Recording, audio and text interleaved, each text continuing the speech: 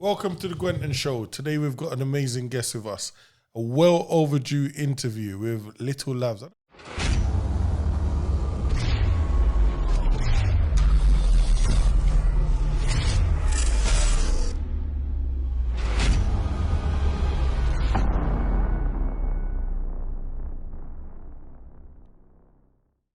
I don't even like the little business.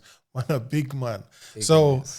We've got Lavs there with us in the studio today, and one thing that we believe in, nothing before it's time. So today's when we're going to have the sit down and have our chat.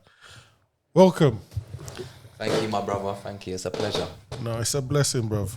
As I said to you, it's been well overdue, and I've been looking forward to this. But when it first came to me, sometimes people don't represent you properly. I know.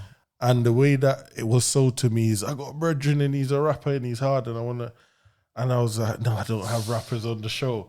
I understand. And for me, after I'd done my research and see all the stuff that you're doing, I said, no, we have to have my man on the show, because for me to even think that you're just a rapper, how many other people out there think that you're just a rapper? So we're gonna address all of that today. So let's start off by finding out a bit about yourself, where you come from, your early childhood, where did you grow up and stuff like that.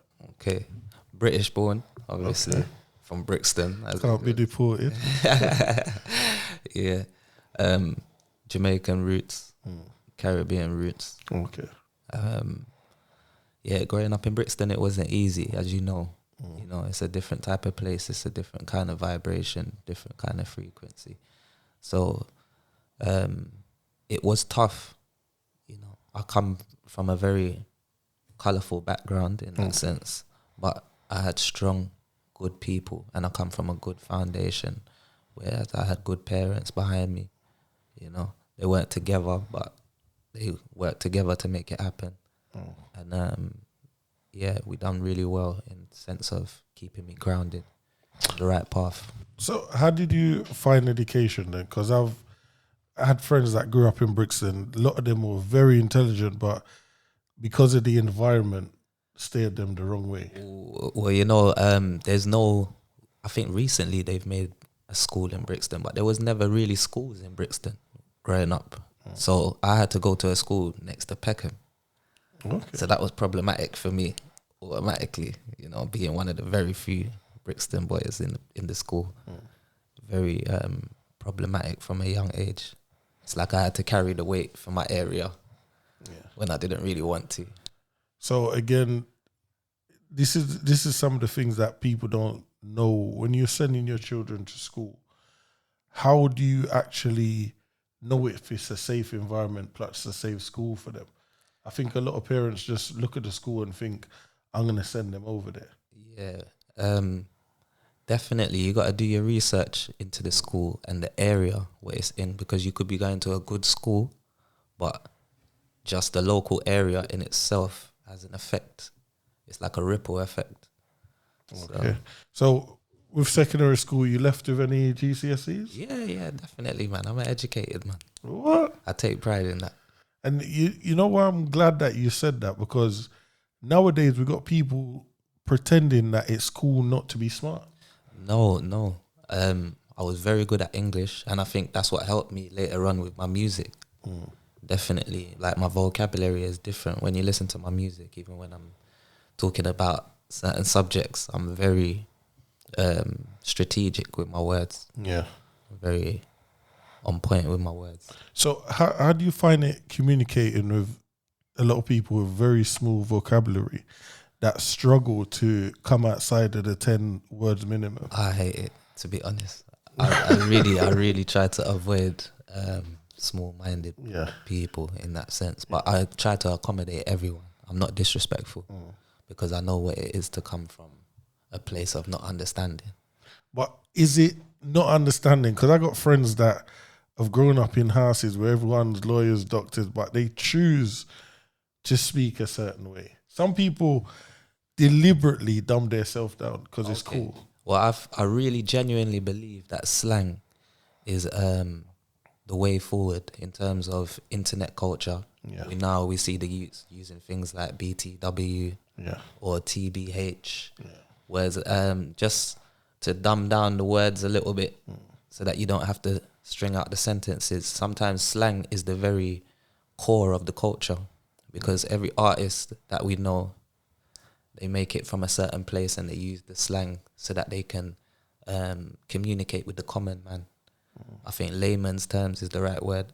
Yeah, connecting you, especially Drake. I think Drake is a prime example of, when you listen to some of his songs, you wonder if someone from the UK wrote those lyrics for him. Yeah, definitely.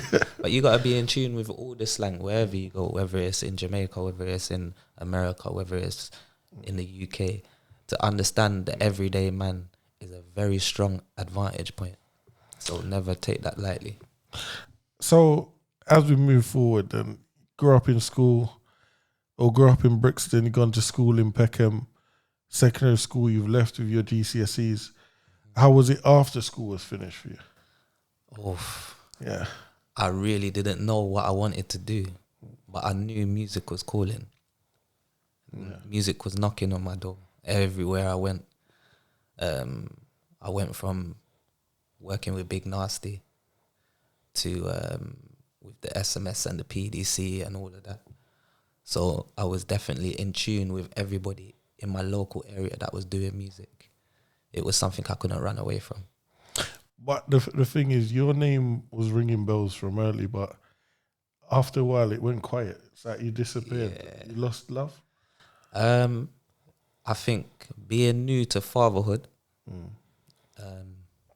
I moved out of the city as well. And being new to fatherhood, I kind of took a sabbatical. Okay. I like to call it that.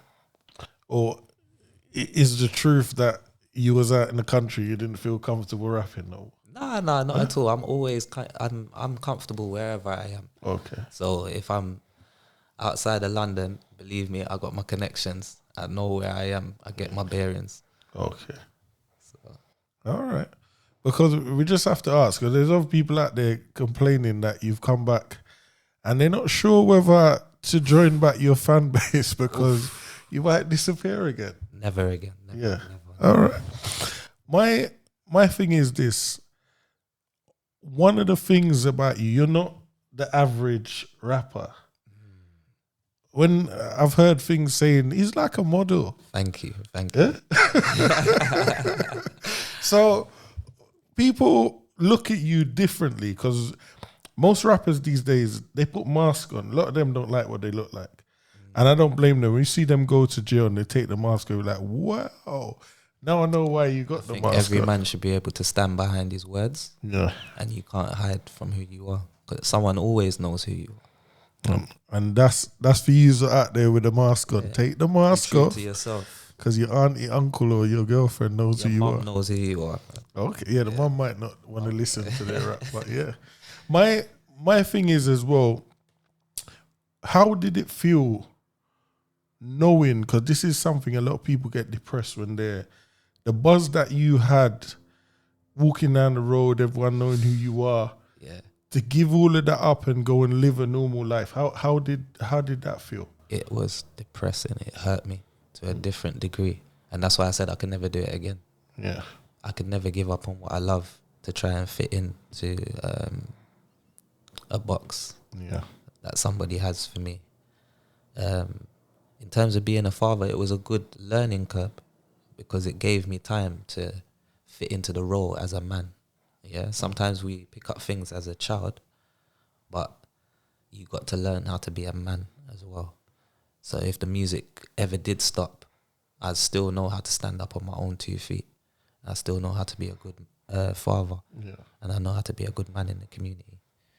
So that was definitely an eye-opener. But again, something that you're playing down there is this. From where you was when you stopped, the music has changed like 3 or 4 times. Yes. To when you've come back and I'm seeing you making songs like you're in America. Like some LA songs going on there. Yeah. I want to know who your cameraman is, because some of the visuals that you're putting out now, I don't see much people in the UK actually coming in and producing that sort of quality? How did you? We got SMTV Entertainment, man. Okay, Seriously, quick plug. He's always been behind me. Yeah. Got a long-standing relationship. He was there from the very beginning of my career. In terms of visuals, in terms of me putting out stuff visually. So when I come up with an idea, or the last video, ball game, watch out for ball game, it's already out, run it up please, my people. Yeah, when I come up to him with an idea, with a treatment for a program, he will run with that and we will direct together and he will hear me out. So it's not just, it's like we're co-directing. Yeah. Because that's one of the questions that I wanted to ask you. When I'm watching it, I'm like, how does a man leave the game, come back, and it's like you never left?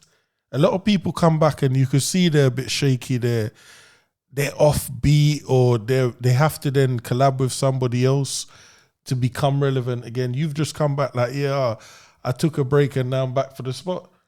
Why? It's a difficult thing for a lot of people to do, but for me it's natural. Yeah, it's in my blood.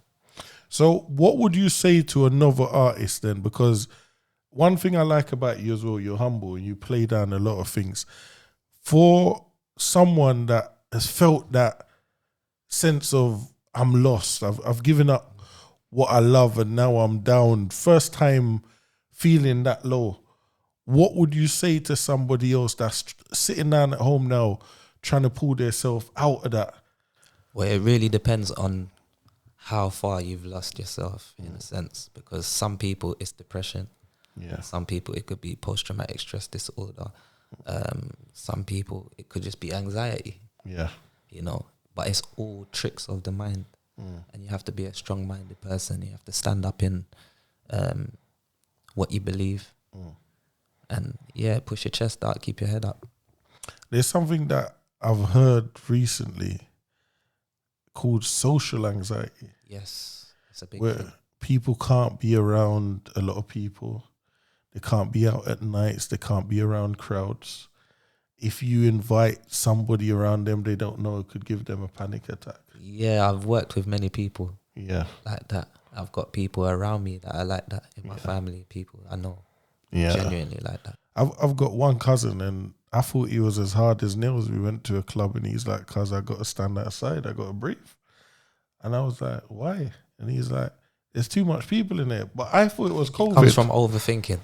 No, I blamed it on COVID. I thought, probably because he's gone through COVID. But he said that he's been like that ever since. But unless you know him, you wouldn't know why he doesn't like being in crowds. Me personally, I think it's about frequencies and energy. Yeah, some people are a lot more in tune with these things than they like to admit. Yeah. But you have to be in tune with yourself first and foremost to step into a crowd, and then because you don't want to step into a crowd and you're overthinking everything. You know what I mean? All right. Well, again, for someone out there sitting down, I know that there's a lot of people struggling right now, especially summer and things are not going right for them. They're struggling. So words of wisdom would always help. So for you now, we move forward, the music is going well, fatherhood, and then the world crumbles for you. Boom. Yeah, it was time in my life. I'm not even going to lie to you, I didn't even know it was you. Yeah? A lot of people didn't. To me, I just thought that you've given up music. I thought that you made a lot of money. I thought you was in Dubai with everybody else. I wish. Yeah. So when me and you had the chat and you said to me, look, this is what I was going through, I would have never thought that. I just thought that you just disappeared to be one with yourself. So take me through that. How did it feel? And how did you even get to that place? It was a hard time in my life because being accused of murder wasn't an easy thing. I had to fight for my life, literally. They were trying to give me 30 years at the time. I couldn't see how I was going to beat it because it was literally my word versus their word Yeah. at the time. But through the blessings of God, my neighbor at the time brought forward some footage, and we beat the case through self-defense. And yeah, I was blessed more than most.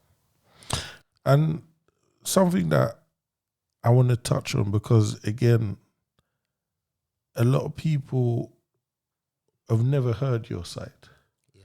And you've had to go years keeping this to yourself. Some people still don't even know the outcome of it, because when you was acquitted and the judge made it clear, self-defense, not that it was hung jury or anything like that. And the fact that the same publicity was not given to you at the end of the court case that it got at the beginning, It for me, was one was of shocking. the biggest cases of the year, if not the biggest case. It was the biggest case, and there was other elements that we're not even going to get into today, which pushed it to the forefront of the media. Yeah. You understand, because of connections and whatever else. And for me, this is one of the reasons why I needed you to have your say. Yeah. Because I would have thought that other big platforms like the BBC or the ITV would have invited you on to... Not a lot of people want to admit when they're wrong. The media don't actually want to say, actually, we got it wrong, guys. Yeah. This is what happened. So when it came to throwing my life down the drain and trying to destroy me, I was front page. But then when it came to apologizing or putting out the real story, I never actually received an apology. But when it came to putting down the real story, I think the Daily Mail put out a little paragraph, Okay. a little page, and that was about it. So, and again, as I said, you're very humble and you're a very forgiving person, and you like to look forward. But that must have been a hard time for you. definitely. I didn't really know how to address it, whether to address it musically, whether to go on to shows, whether to talk about. I didn't know, literally, because I'm trying to protect my family in the best way that I can, because I got little people looking up to me. Yeah. At the end of the day, so I didn't want to touch on certain subjects, and then it affects them when they go to school. Or, Yeah. And again, I tell you another twisted side of this, because I've had friends and family caught up in similar stuff where it's hard for everybody. Yeah. And again, someone's lost their child, someone's lost family members. We always have to pay condolences to them. Yeah, my respects go to the family. Yeah, always. But again, for me, is the truth. Sometimes the system don't allow the truth to be heard. And a narrative a lot of the time could play out longer Definitely. than the truth. And I'm just happy to see that you've been able to go on, not hold any grudges, and try and rebuild your life. And the fact that you've come back and got back into your community, where a lot of people would be like, what, no one was there for me when I was going through what I was going through. I'm not going to sit here and act like I didn't feel like that. Yeah. I definitely felt like that. Yeah. I definitely felt like there wasn't enough care and attention from a lot of the people that I love. But at the same time, those that stood strong with me in solidarity, I keep them around me now. Yeah. You always see me pay my love and respects to the family members and the people, my friends who stayed in tune. I won't name them. Yeah, they know who they are. Yeah. But again, something that I will say is sometimes when the house is crumbling, people are going to run outside. Definitely. Not everyone's going to look back to make sure that you're not trapped in the house, because I've seen it happen and I've been through it myself. People love you when you come through the other side. Yeah. But when you're trying to get out of the house, they're like, boy, you know what? You have to save yourself, you know. And it's for you to forgive. Yeah, but you have to forgive people and learn that until you're in that position, you won't know who is gonna stay by you. Yeah. Yeah, because for me, I look at it and I say to myself, if it was the other way around, I know you would have been there for people because it's just your character. But again, I hope that you've learned now that people are just who people are. Definitely. Yeah? Definitely. I forgive and I move on, you know. Yeah. I don't forget. I definitely forgive. Yeah. So we move on and you've now pulled yourself back together. You're out here looking as clean as ever. I try. I try. Try upstage the host. You know, one of them one. I should have flick on my white shirt. So I hear that you're doing all sorts of things in the community. And one of the things that I'm going to personally say to you, what I have to give to you is this. Some of the work you're doing, it's not easy, you know. Because I've worked with young people with ADHD, autism and other things. And only then, out of the 20 years I've been doing this job, that I've learned that even to speak to someone, you have to learn how to communicate with that individual. You can't just, I spoke to this young person in this way, so I'm going to try it with the other young person. No. You have to learn. So how did you... It doesn't work like that. How did you get into... Everybody's an individual, so you have to take people for who they are. Yeah. And I like to think I'm an understanding person in that sense. So, yeah, I've worked with many different people, whether it be through autism or cerebral palsy, behavioural problems that they're facing. I'm not new to this game. A lot of people don't know how much work I've really put in to the community for how many years that I've been doing this as well. So it's not a yesterday thing for me. Yeah. And for me, what I would say is, do you think it's because of your character why you've been able to do that job? Because you've never been excitable. When everyone else was like, I'm going to kill your mum, you're like, look, just chill out. You understand? Like all the rappers are going mad, talking about I'm going to take over the whole of South London. And you are more like Nas and that sort of level, coming in trying to educate people. And for me, I'm not surprised to see you doing this sort of work. It takes a certain type of person with a level of humbleness to work with someone at the highest need. I never wanted to be a victim of my own ego. Yeah, because we all got one. Yeah. I tried to put it into the music and put my energy into the music. I try to harness the good energy or the things that I have to say, whether it be negative or it might not be something that you want to quite hear. Yeah. But we put that out. We put that into the Cowboy Wave. And the project's generated 80,000 views on YouTube. Yeah. We're doing really well on the Spotify as well. So if you lot can get over there, run it up, please. Cowboy Wave Reloaded is out now. Run it up. You don't need to run nothing up. It's running up by itself. One of the things I'm going to ask you now, because a lot of people have asked me to ask you this, knowing that you're coming on here, is this. Who have you actually agreed to do the movie deal with? Because we can see people hunting you down right now. Oh, that's a hush. I can't tell you that. The manager's in the room, so you can't talk. Yeah. Because this is what everyone's waiting on, because Top Boy's gone. We know Drake funded that. And Drake might give you a call soon. But this is what everyone's asking me. When he comes on, ask him, who's he signed the deal with? Because we heard there's a movie deal on the table. Okay. Well, I wanted to do a short film and then a documentary. But if the movie deal, the right price comes to the table. So you ain't signed it? We haven't signed it yet. But we had a couple offers. Yeah. And we want more people. Yeah. We want more offers, basically. Okay. Yeah. And someone said to me as well, just something else, because I have to remember my notes now. Has Murky Books reached out to you yet? Oof, no, they haven't. Okay. That's just something that someone was saying, that your book deal's in the line as well. Well, maybe they know something I don't know. Well, he's keeping a lot close to his chest, people. So I don't want to talk too much on that. You know? But one thing I'm going to say, I'm happy for you, bro.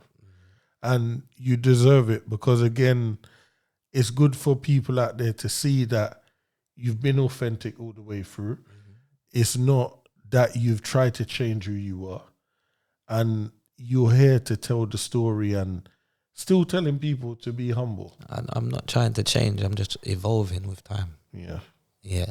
So I think that's a very big thing. I'm not trying to reinvent myself. I'm evolving. Okay. So if you had something to say to your, let's say, 16-year-old self, what would it be? Stay consistent. Yeah. Keep your eyes on the ball. And just remain focused. Yeah. Really. I think I've done everything else on point. Yeah. In that sense. But remaining on the music and remaining focused, that was something, definitely. Okay. Any last words? Quentin. You know, it's too quick. We might have to do part 2. Man, listen, I want you back on here when you get the movie deal. And remember, if you need any extras in there, I'll definitely be the first to let you know when the movie deal is on the table. Yeah, right now, I can't speak on it. I just want things to be in process first. Okay. Yeah, if I let you know too much. Yeah, all right. Well, people, you've heard it here yourself. Lav's in the building, and I'm just glad to see that he hasn't changed who he is. And he's been consistent. Anyone that knows him, he's been humble, been helpful to people. And now he's giving back to the young people in the community. And again, there's things to learn from this. Sometimes you hit rock bottom, pick yourself back up. And if you're in your house now watching this, there's always a way to come back. Because there's a lot of musicians that I know that have got number ones. They were the first out the gate. And they're at home now, probably watching this interview, thinking to give up hope. As Lav said, there's always a second chance. Love and blessing, people. Please get over to the YouTube channel, youtube.com, LILLAV327. One word you can't miss. Okay. And if you need any bookings, because he's now a motivational speaker all over the country, he might be coming to a town near you. If you need to book him, contact me. If you want a discount price, I'll get through to his manager. Thank you. All right. Love and blessing, brother. Yo, how them boy they gonna stop me? How them boy they gonna flop me? I reached a different level where nobody can't top me. Gang before gang, so nobody can't drop me. I do this thing properly, ain't no slipping with the sloppy. Hard times turn a prince to a pauper. Way before my daughter, I spent nights on the corner, looking at my cousin and thinking he was a baller. I could flip anything from a key to